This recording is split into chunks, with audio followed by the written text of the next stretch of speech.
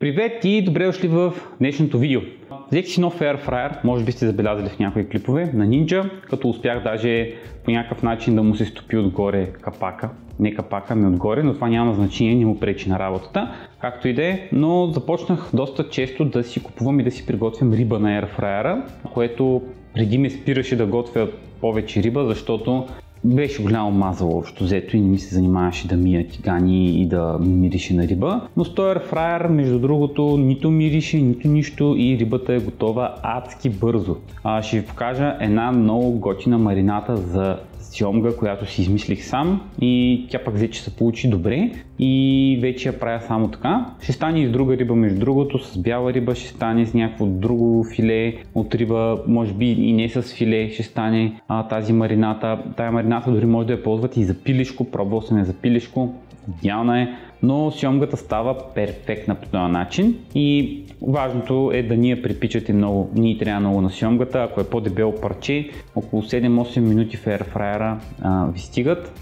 Ако нямате Air Fryer, може да я опечете в фурната, може на тиган, тези стандартните начини. Но аз за най-бързо я приготвям в Air Fryer. Има две кошници и в едната си правя рибата, в другата си правя малко картофки и става, fish and chips от AliExpress и е доста яко. За обяд, буквално за 5 минути си мятам всичко в Air Fryer и имам готов обяд.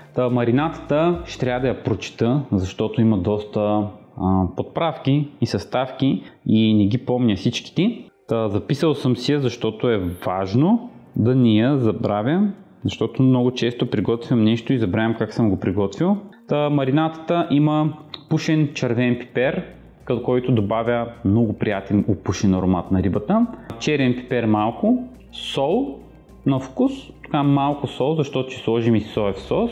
Соев сос пак така, зависи колко риба имате, но да кажем 2 лъжици. Зехтин, сьомгата е мазна, а освен ако не е атлантическата сьомга, тая замразената, която продават, тя не е толкова мазна, но сьомгата, така ако е мазна сьомга, зехтина по-малко зехтини трябва. Една лъжица зехтин, колкото да покрие, да стане така да се не запържим и да се запече по-добре. Някакъв цитрус, като съм правил с портокал, правил съм с лимон, може би и с грейпфрут ще е яко, някакъв цитрус ви трябва и една лъжица и нещо мед. И от това нещо, като го разбъркате на един сос, всичкото и като залеете рибата, може да я оставите даже през нощта да престои, но и за 5 минути да е, пак ще стане вкусно. Ако оставите за през нощта, ще има по-дълбоки вкусове. И това всичкото обърквате си, слагате в Air Fryer и си го настройвате. Моя на 200 градуса го настройвам за около 7-8 минути е готово. Ако е много дебело парчето, до 10 минути вече трябва сами да имате усет горе-долу колко дебело парче месо или риба, за колко време ще стане. И картофки, взимам си бланширани картофки, като е важно. Много марки бланширани картофки са с палмово масло, с палмово олио, в принцип по-евтините. На Lidl, между другото, на тяхната марка е с слънчогледово олио, което е една идея по-добре. Гледайте да са слънчогледово олио и така, картофки. Ако не искате бланширани картофки, може с някакъв друг въглехидрат, може с зеленчуци на пара, може с, ако искате да сте супер фенси за някоя вечеря, да направите аспержи на тиган с малко масло, така да се каже, и получавате едно много приятно ястие, което става много бързо. Ако е на фурна или на тиган, ще стане малко по-бавно, но в крайна сметка би трябвало да е идентичен резултат и да не ви отнеме толкова много време. Просто с тая марината ви гарантирам, че много ще ви хареса и както казах, може да я ползвате и за други меса, резултатът е доста добър. С това казано, нека да ви покажа как се приготвя тази сьомга нагледно.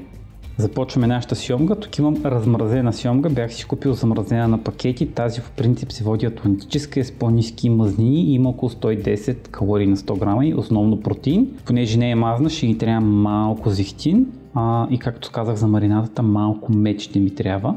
Това е моята тайна марината. Някакъв цитрус, по възможност да не е изсъхнал като моя, в случая лимон, малко соев сос ще ви трябва. Тук имах класически, както имате черен пипер, сол и пушен червен пипер ще ни трябва.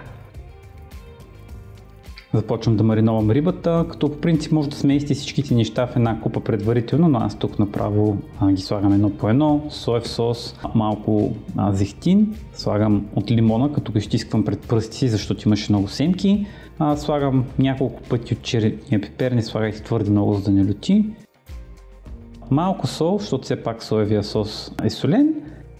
Пушен червен пипер, който е по желание, може да добавите нещо друго или да го избегнете. И тук разбърквам всичко и добре оттърквам рибата с подправките, за да се вкуси равномерно. И накрая ще добавя и от меда, около една лъжица така на око добавям, а може и малко повече, той ще се втечни постепенно и още малко соев сос все пак добавих.